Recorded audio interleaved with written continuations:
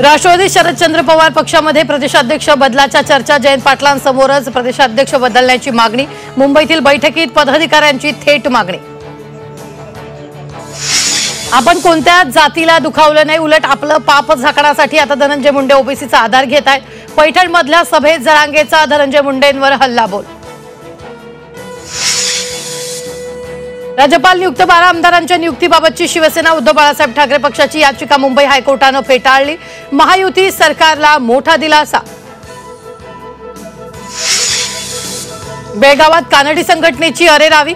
कानडी संघटनांचा महापालिकेत घुसून गोंधळ। महापालिका बरखास्त करण्याची मागणी।